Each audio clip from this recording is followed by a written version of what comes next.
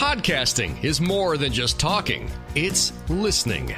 BSing with Bob Schmidt. It's a BS with Bob Schmidt podcast talking entrepreneurship, business, and marketing.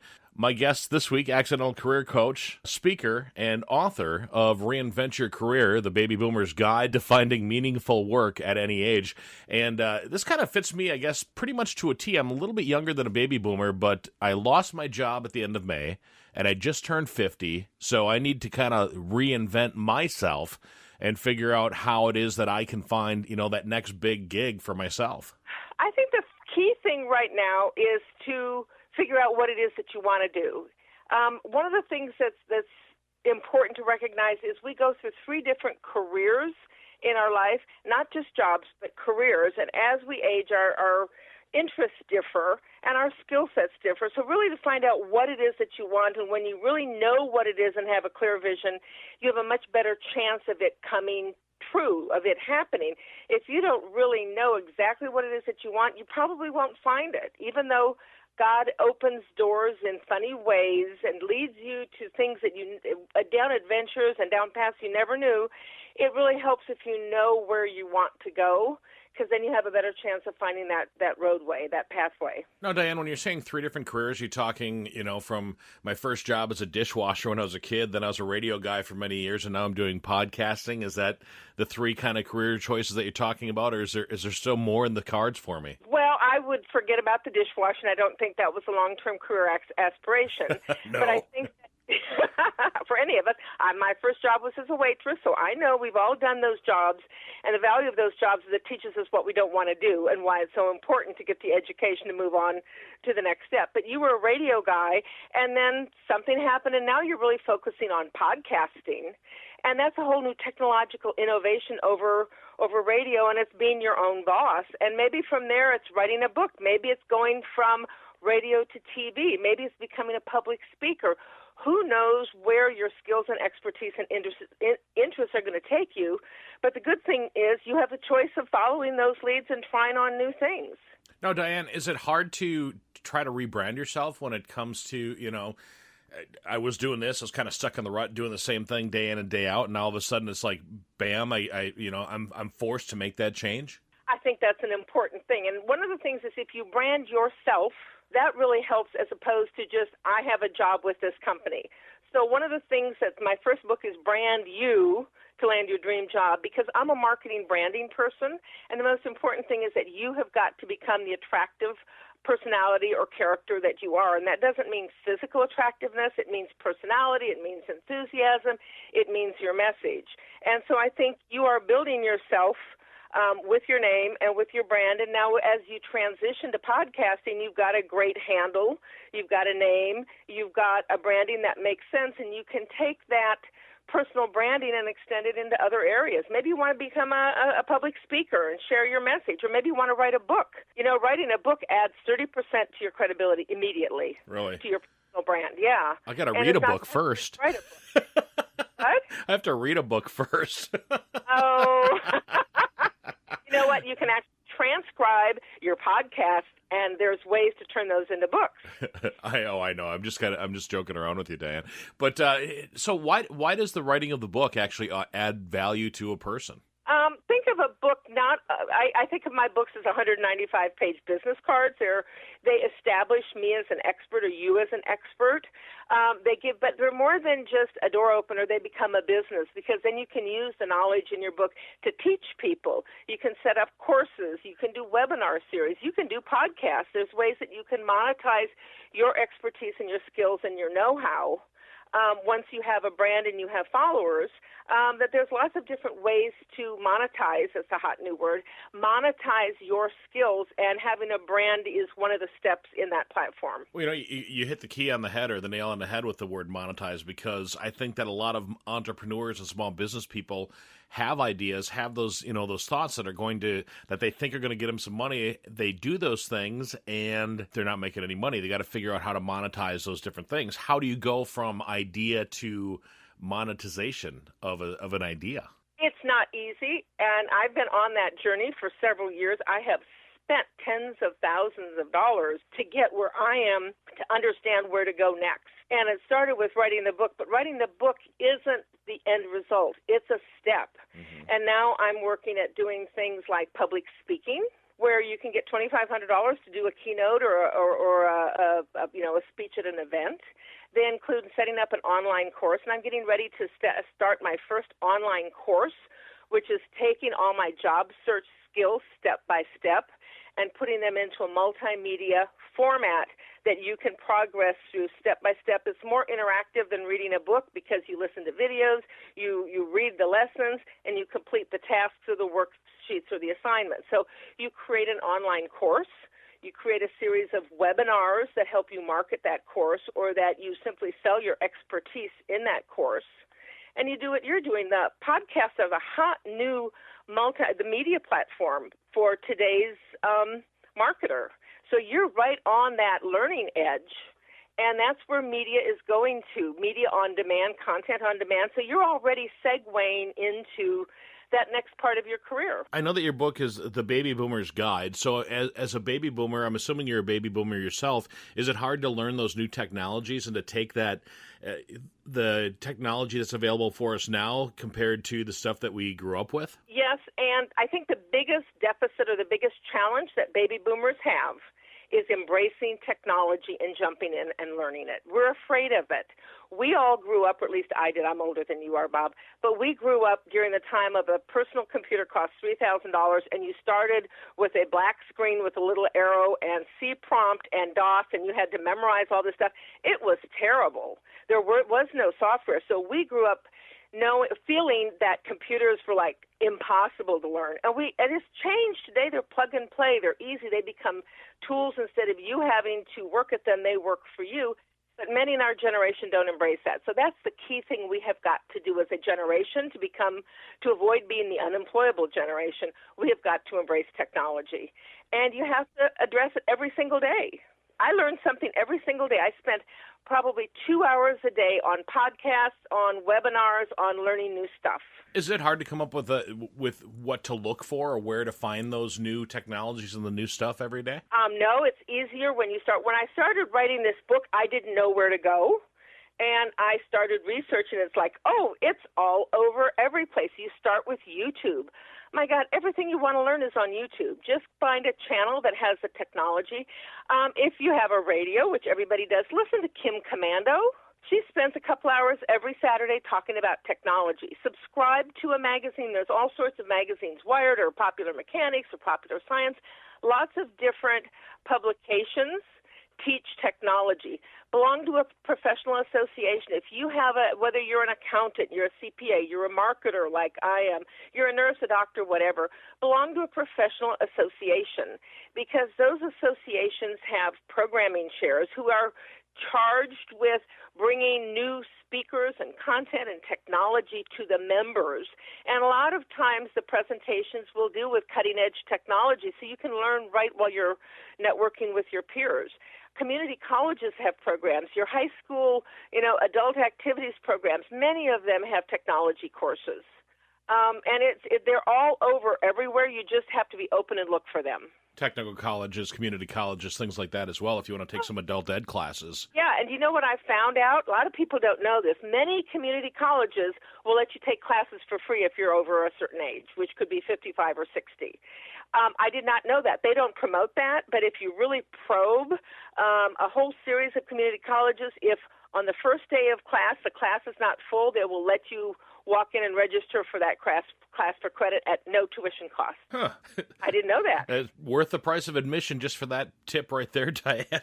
So it says here that you're the accidental career coach. How do you mean accidental? How does that happen? I'm not from human resources. I didn't study human resources. I'm not from a human resource background. I'm a marketer. I'm a brand marketer. I started out as a product manager, junior product manager in the marketing department of big corporations like R.J. Reynolds Tobacco, Carnation, Nestle, CBS Television, all these different companies, Frito-Lay. So I worked in brand marketing for 30-plus years. Did a lot of entrepreneurial startups, and then about 3 years ago, as I'm moving away from the 80-hour-a-week job, I'm moving into a new 80-hour-a-week job. I just didn't, or more. This was 80 hours a week, and it's like, oh my God, how did I thought I was slowing down. So I started teaching at 2 universities. Right. And I became an adjunct professor, and that's another thing. Anybody who's got a master's degree can get a job as an adjunct professor at just about any university. And if you have a bachelor's degree and a tech field, HVAC, air conditioning, graphic design, things like that, you don't even need a master's. You can often get a job teaching at a university just with an undergraduate degree. So anyway, I started teaching, and I taught graduating seniors in the marketing department at the business school, marketing, their capstone marketing class. And I discovered that these bright, talented kids who just spent $100,000 in 4 years didn't have a clue on how to get a job. So when I discovered that, I went home and I spent a whole week preparing a detailed presentation that I gave in the next class on what you need to do to get a job. And then it kind of grew from there because people said, I heard about your presentation. Can you send me the slides? Like, well, the slides aren't enough. So then I started giving workshops and webinars, and all of a sudden it grew up and became a book.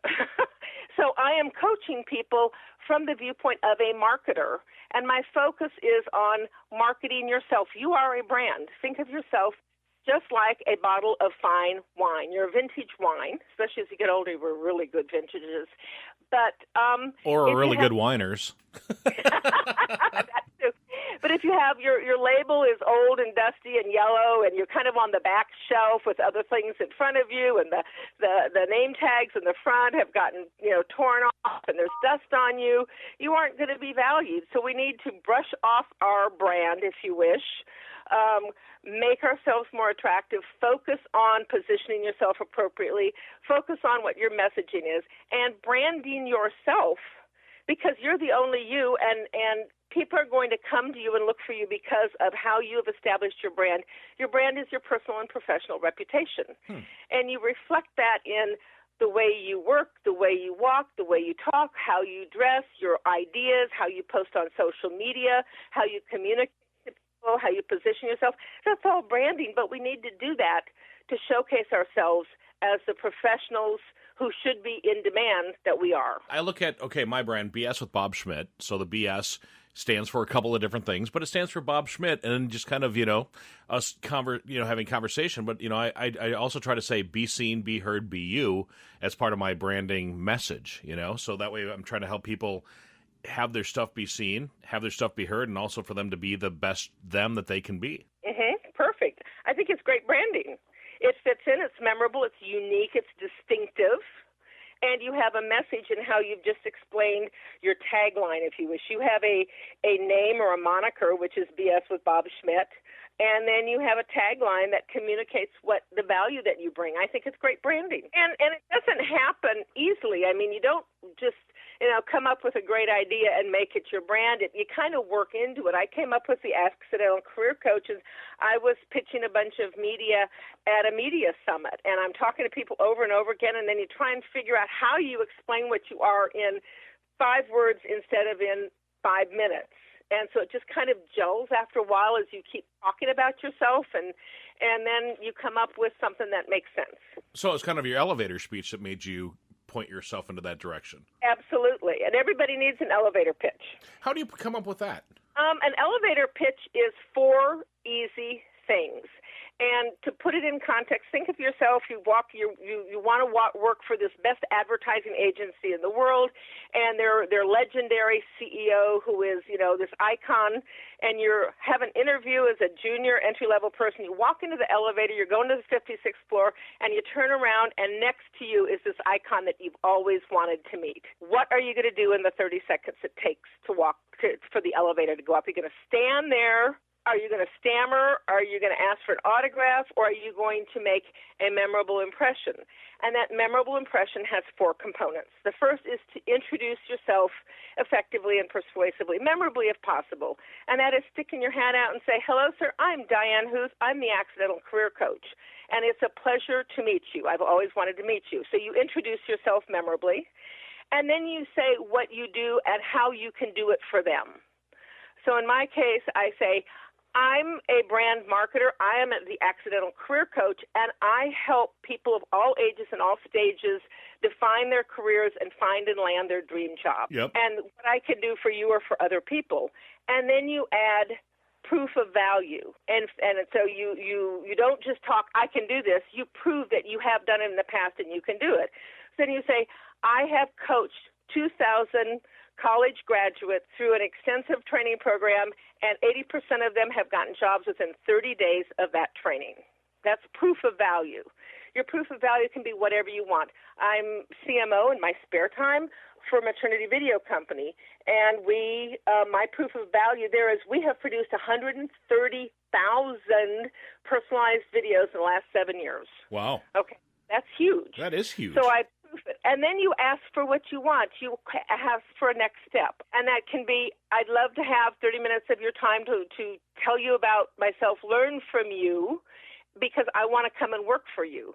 Or I'd like to do an interview for a blog post that I'm writing. Or I would love to be introduced to your HR department because I'd like to work for them. Or could I just have a cup of coffee because I'd like to learn more about your organization? But you ask for something. You don't just let them say, hi, nice to meet you, get off the elevator. You ask for a next step. Now, do you have a business, like a personalized business card that doesn't have a company name on it? So that way you can say, hi, I'm Bob Schmidt. I'm a podcaster. I've talked to many authors and many actors and rock stars and, and I'd like to help you or talk to you about how you became a rock star and hand them a card that has your name on it, or do you just... Everybody needs to have a personal business card that represents your brand. Now, if you have your own business, that becomes a brand that you market. But if you're an employee for a company, then you should still have a personal business card with your personal email address, never your school email address, your personal email address and phone number. So if you change jobs, and most people will change jobs every 3 to 5 years, people can still reach out to you. And because you are not just the company you work for, you are your own personal brand, so you have to establish that. Diane Huth is joining us on the BS with Bob Schmidt podcast. The brand you, the Reinvent Your Career, how do you reinvent yourself if you've been doing the same thing day after day for many, many years, Diane? You start to figure out, what do I want to do? Am I bored doing what I'm doing? Is there a next step? Has technology changed things? In your case, technology did. You were in radio. Radio evolved to podcasts. So you have evolved without probably even noticing it because the technology has evolved. Also, your interests evolved. You aren't the same person you were 20 years ago. Your interests aren't the same. You have mastered so much stuff that things that you did 20 or 30 years ago aren't challenging or interesting anymore. And so you follow your interests and your passions, and you figure out, what do I love to do? What do I hate to do? What am I best at? And what am I worst at? And you kind of evaluate those 4 things, and then you use that to say, where do I want to go from here? And what you love to do is where you want to be in life. That's your goal. That's your aspiration. What you do best is how you can make money today as you transition to that. What you hate to do is what you shouldn't ever do. Don't ever get boxed into doing something that you hate. Right. And we often do for money. And then you find out things I'm not good at. You have to say, is that deficiency? Is what I'm good at, is it going to stop me from meeting my goals? Or is it just something that's inconvenient and I can ignore it? For example, in marketing, you better be a good public speaker. And you must be able to write well. So if those are deficiencies and you want to work in marketing, you better fix those. Now, if you're a CPA and all you do is accounts receivable auditing, those things probably aren't as important. And you need to focus on other things. So they're not career builders or career enders.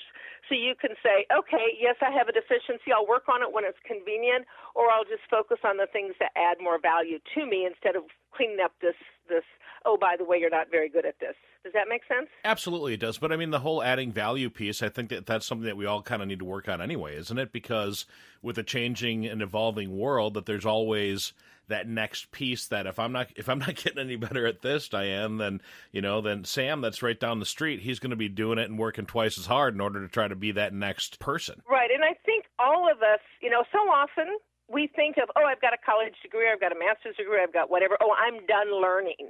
I've got all the credentials I want.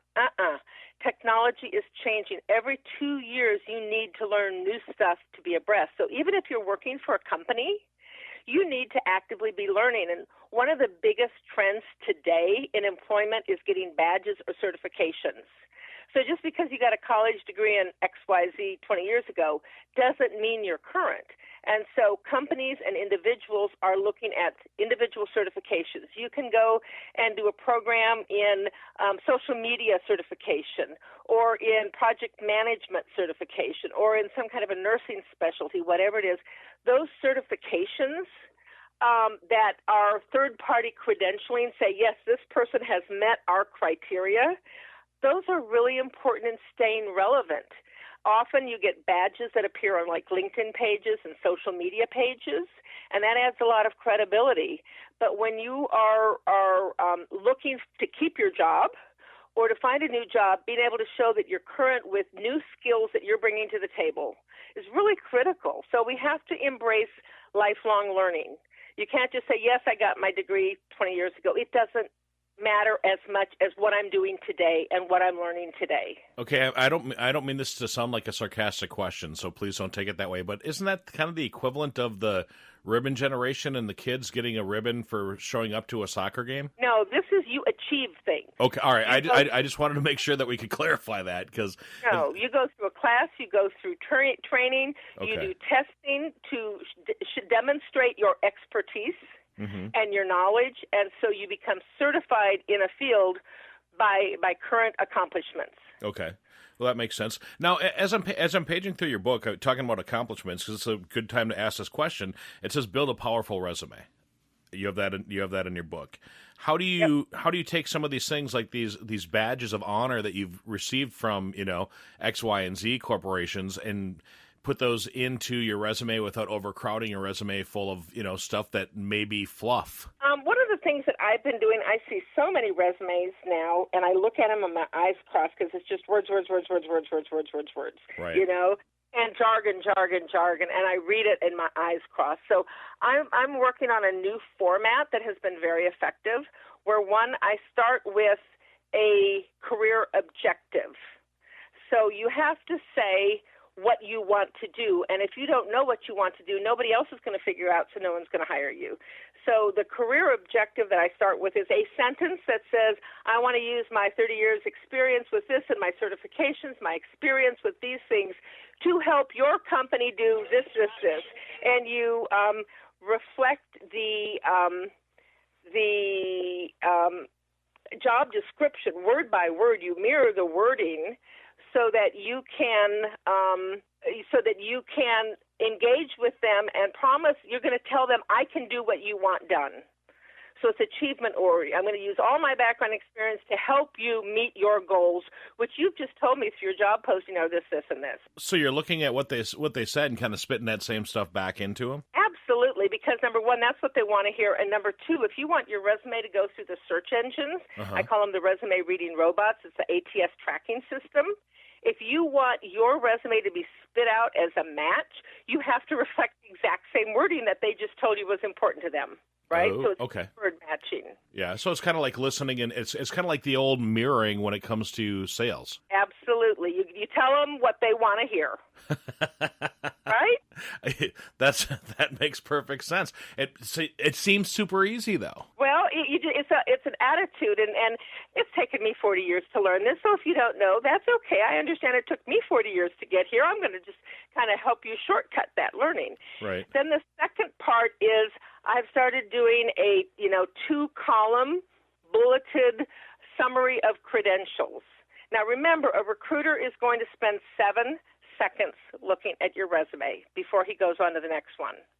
So you have got to grab him by the throat in 7 seconds. So what I do is I take those key high points and those certifications and those proof of expertise, and I put them in that 2-column bulleted item that might have 10 or 12 or 16 items in it, but that showcase I've got a degree in this, I've got a certification in this, I've got expertise in that, I do this, I use these computer languages, whatever it is, you kind of highlight in a bulleted phrase format your key credentials, because maybe they're never going to get past that in 7 seconds. So that's where you can add those badges in explaining your value. Are we still doing just like a one-page resume, or is it multiple pages, or are they even on pages anymore? Yeah, they are on pages. The goal is to have a one-page summary. Very few people with any experience can get past that. It is tough, but I'll tell you how to do it. 2 pages maximum, with clean margins, easy to read, bolds and underlines and different fonts so that it's not like just a massive jumble of words. So you walk the person step by step so they read this and then they scan to the next point. Remember, you got 7 seconds to catch them. Mm-hmm. The biggest problem, besides not knowing what you want to do and being able to explain it, is that people on their resume, when they talk about what they've done in the past, they're so busy talking about the tasks that they do that they ignore the accomplishments. I don't care as much about what your tasks were, what you did every day. I want to know what you accomplished. So you take I was responsible for this, and I was responsible for that, and I was responsible for the other, and you say, I achieved. And then you have 2 or 3 bullet points that have either a number, a percentage mark, percentage sign, or a dollar in it. I drove 15% growth. I supervised 14 people. I launched 47 social media campaigns. I, drove, 15% net earnings to the bottom line. Whatever it is, you have accomplishments. That's what somebody wants to know. Did you achieve anything during the 3 years you worked there? Not what your tasks were. Those things don't matter. I see that all the time. If I know what position you're looking for and I have your job title, I know what those responsibilities should be. I want to know what you have achieved, what you have accomplished. And what I like to see that is in 2 to 3 bullets.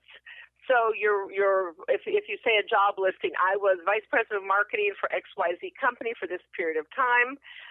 Maybe you, in one sentence, you describe the company. This is a leading consumer ad, B2C ad agency with 47 clients that generates $42 million of revenue, and I was responsible for, so-and-so. And then you have 3 bullets that talk about what you achieved, and those bullets should have a focus on something quantifiable, a dollar sign, a percentage sign, or a number. So I managed 4 accounts generating $22 million of revenue.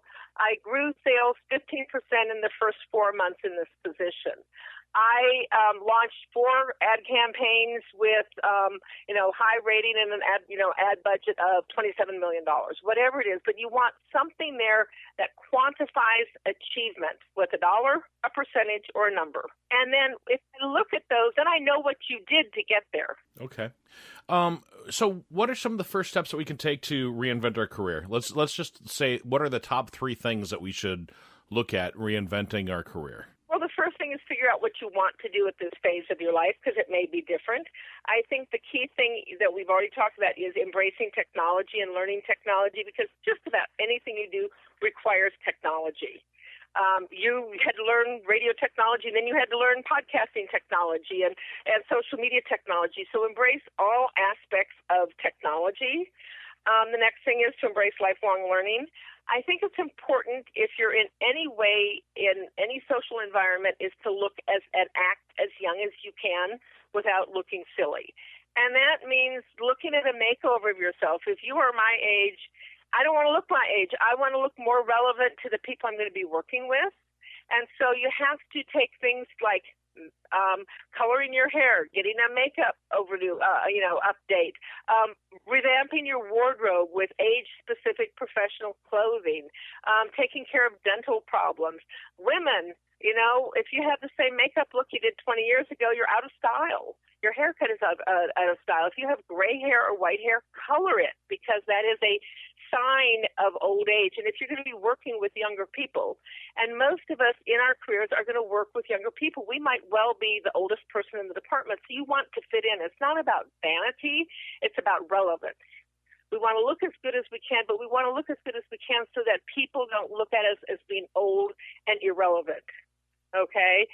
Cleaning up dental problems. If you're missing teeth, if your teeth are yellowed, you need to have them bleached and fixed. And so you want to look good, and you want to act relevant. So one of the things, an easy tip that everybody can do is look at how you walk. Young people walk briskly. Old people shuffle. So you need to, take note of the way you walk and walk briskly. Don't look down at your feet. You need to walk briskly. You need to jog. You need to portray high energy. You need to communicate that you're technologically savvy. That means things like you should have a smartphone, not a flip phone. It means that you should do everything on your phone. I have a friend who comes to my class and she says, you go to the yellow pages, and I just cringe because my students don't even know what the yellow pages are. You Google something, right? You have to use the jargon that young people use. And nobody goes to a bank anymore. You do online banking, right? So you have to say, what are the technological things that everybody does? You can use technology props like your iPhone, like an iPad. You should have an Apple Watch or a Fitbit, right? If you want a hobby, you don't want to necessarily talk about bowling. Maybe you get a drone and you go out and learn how to fly a drone. Those are cool technology things. And they're little things that you can do to adapt to a younger workplace. And then you have to learn to communicate in a younger, contemporary manner. And one of the hardest things for me was to not over-communicate. I come from an environment where, you had to have perfect English, grammar, and spelling, and I used to love to diagram sentences. I thought that was fun. Nobody diagrams sentences today. They don't know parts of speech. So you need to learn a simpler, more concise, more relevant communication style. When I used to write a memo, I would want to make sure that I explain absolutely everything in that memo because I don't know who's going to read it when. Today, people don't read it. Their eyes glaze over. So in communication, you want to be very brief. You want to summarize things. You want to have bullets instead of paragraphs. And then you want more information, contact me. Today, younger people prefer text messaging instead of email. Email is now old-fashioned. So it's easier to communicate by text messaging and then even say, hey, I just sent you an important email. Check your email. How do we find your book, Diane? It's available on Amazon. So if you put my name, Diane Huth, or you put the book title, Reinvent Your Career, it will pop up. It has a bright red cover. It's easy to see. And also, if you go to HireMeNowPlease.com, HireMeNowPlease.com, I have a downloadable career checklist. This download is a 15 or 16-page checklist that kind of walks you through each of the areas of your job search. So you can say, yep, I've got that done. Whoops, no, I haven't really done that. I really need to work on that. It's a checklist that will help you see where you are on your job search journey to help you make sure that you meet your career goals. The BS with Bob Schmidt podcast is brought to you by Orange Computer. Find them online at orangecomputerlax.com. And by Tri-State Sound and Light. Find them online at tristatesound.com. Tell your story with microcasts by podcastforhire.com. The BS with Bob Schmidt podcast is a Podcast for Hire production.